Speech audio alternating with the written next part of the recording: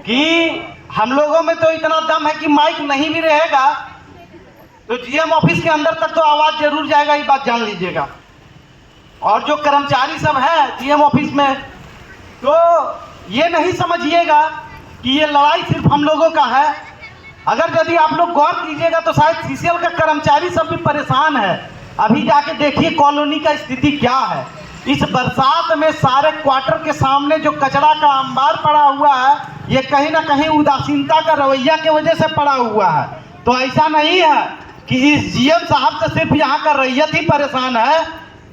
GM साहब ज़्यादा मुंह ना खुलवाएं, क्योंकि जिस तरीके से आप समस्या पैदा करते जा रहे हैं, हमको तो लग रहा है कि सीसीएल का कर्मचारी सब भी आपका विरोध करना शुरू कर देगा।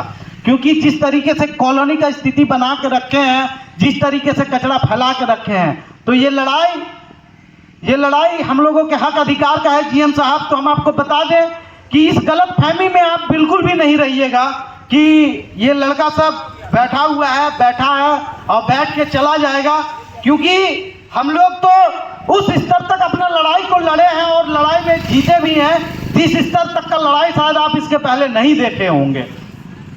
तो हम आपसे जीएम साहब से यही आग्रह करना चाहेंगे कि जितना जल्द से जल्द हो हमारी मांगों को पूरा कर दीजिए। जो भी आपके हाई पावर कमेटी निर्णय लिए हैं उसको जल्द से जल्द लागू करवा दीजिए। और हेम्स कंपनी जिस दिन आएगी उस दिन तो पता ही चल जाएगा कि किसके बीच में आए हैं। तो हेम्स कंपनी के अगर कोई अधिकारी होंगे तो कान खोल के सुन ले, जिस दिन भी आएंगे पूरे तैयारी के साथ आइएगा, क्योंकि हिसाब किताब होगा तो बहुत बढ़िया से होगा।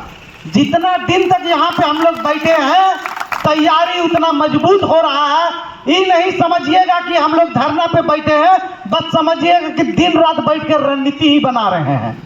दिन रात बैठ कर रणनीति ही बना रहे हैं। आप लोग भी बना लीजिए, आप लोग भी अपना रणनीति बना लीजिए। और जिस दिन भी हेम्स कंपनी आ गया उस दिन उनको पूरे बढ़िया से हिसाब किताब किया जाएगा कि आप लोग क्या हम लोगों को समझ के रखे और हम लोग क्या है वो उसी दिन बताया जाएगा। तो जीएम साहब, जो भी आपका मजबूरी है, जो भी कारण है, उसको साइड में रख के जितना जल्दी हो सके वार्ता कर लीजिए, क्योंकि किसान अपना बहुत कीमती समय आपको दे रहा है।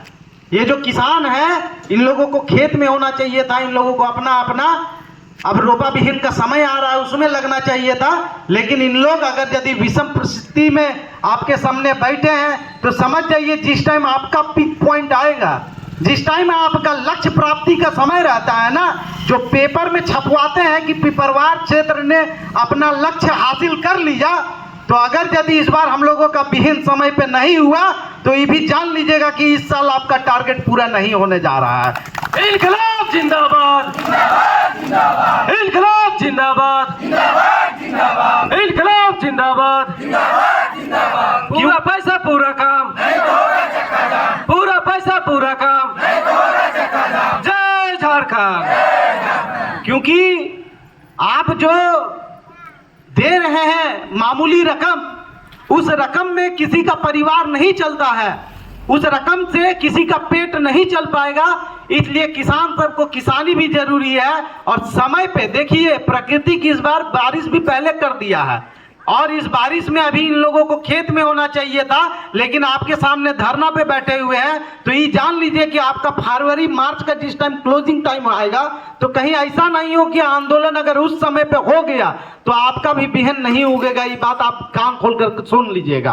तो अगर यदि हेम्स मामूली कंपनी आपका कमजोर नस दबाए हुए है तो ये जान लीजिएगा कि नस पकड़ना हम लोग को भी आता है। और कहीं ऐसा नहीं हो कि सही समय पे कमजोर नस हम लोग दबा दें।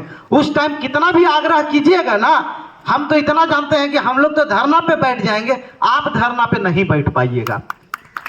हम लोग तो अपना मांग को लेकर के धरना पे बैठ गए हैं, उस टाइम आप धरना पे भी नहीं बैठ पाइएगा कि हमको अपना टारगेट पूरा करना है, कम से कम खदान चलने दीजिए, हमको अपना टारगेट पूरा करना है, कम से कम ट्रांसपोर्टिंग चलने दीजिए, हमको अपना टारगेट पूरा करना है, कम से कम रैक निकलने दीजिए। तो उस टाइम आप मजबूर हो जाइएगा और मजबूरी में आप धरना पे भी नहीं बैठ पाइएगा। तो जिस तरीके से हम लोग 4 दिन से यहाँ पे बैठे हुए हैं और आपको अगर मजाक लग रहा है तो ये जान लीजिएगा कि आपके पिक पॉइंट पे अगर हम लोग मजाक बना दिए तो आप तो सीएमडी साहब को भी नहीं जवाब दे पाइएगा। उस टाइम आपका स्वतः कितना मजाक बन जाएगा। इसलिए ये लड़ाई को हल्के में नहीं लड़िएगा। आप लोग भी अगर लड़ रहे हैं तो इस लड़ाई को हल्के में नहीं लड़िएगा, क्योंकि हम लोगों का तैयारी सिर्फ जीएम ऑफिस तक नहीं है, हम लोगों का तैयारी इसके ऊपर तक है। और जब लड़ाई ऊपर तक जाएगा तो जवाब तो हाई पावर कमेटी को भी देना पड़ेगा, जवाब तो आपको भी देना पड़ेगा कि आखिर 2.5 साल हो गया अभी तक लागू क्यों नहीं हुआ। क्या हाई पावर का कमेटी का आदमी सब में, क्या हाई पावर का कमेटी में जो नेता सब बैठे हुए हैं उन लोगों में भी कभी भी ये कुपत नहीं रहा कि इन लोगों के आवाज को उठाए? लग रहा है हाई पावर कमेटी में जयराम दा को भी भेजना पड़ेगा। जयराम महतो जिंदाबाद, टाइगर जयराम महतो। और इस बार बता दें कि जो काम नेता सब नहीं कर पाया है वही काम झारखंड का नौजवान युवा सब कर रहा है। तो ये जान लीजिएगा कि अगर यदि आपका हाई पावर कमेटी कमजोर हो गया है, अगर यदि आपके हाई पावर कमेटी में इतना ताकत नहीं बचा है कि उनके हक अधिकार को दिलवा पाए, तो इतना जान लीजिएगा कि हाई पावर कमेटी में इस बार टाइगर का भी एंट्री होने वाला है और इस बार जेएलकेएम का नेता भी हाई पावर कमेटी में रहेंगे। क्योंकि हम तो जान गए हैं आप लोग सिर्फ नियम बनाने वाले हैं। अगर यदि नियम को धरातल पे उतारना है तो अब नौजवान को भेजना पड़ेगा। वो बुजुर्ग नेता में वो दम नहीं रहा, क्योंकि बुजुर्ग नेता सब तो कह देता है नियम ऊपर से बन के आता है, उसको बदला नहीं जाता है। अरे हम लोगों को बेवकूफ नहीं समझिए, नियम नीचे के लिए बनता है और नियम बनता ही है बदलने के लिए। क्या नियम बदलता है कि नहीं बदलता है? तो आपको तो हम बता दें कि जिस तरीके से हाई पावर कमेटी जो निर्णय लिया है, अगर हम लोग उसमें संशोधन करें तो आज के डेट में एक मामूली मजदूर को भी कम से कम 40 से 50 हजार रुपया पेमेंट मिलना चाहिए। इतनी महंगाई में अगर सीसीएल का कर्मचारी सब का भी पेमेंट को आप लोग उठा के देखिएगा तो हर साल 3% उनका वीडीए में बढ़ोतरी होता है। हर साल 3% बढ़ाया जाता है। क्यों? क्योंकि ये महंगाई भत्ता है। तो क्या महंगाई सिर्फ सीसीएल के कर्मचारी के लिए होता है, महंगाई मजदूरों के लिए नहीं होता है क्या? तो जिस तरीके से हाई पावर कमेटी जो निर्णय लिया, वो निर्णय भी अब कहीं ना कहीं शक के घेरा में है कि आखिर ये आप लोग निर्णय कैसा लेते हैं कि आप लोग उसको लागू नहीं करवा पाते हैं। तो अब हमको लग रहा है कि ये बात हम लोग अपने जो संगठन में हैं, हम लोगों के सुप्रीमो, उनको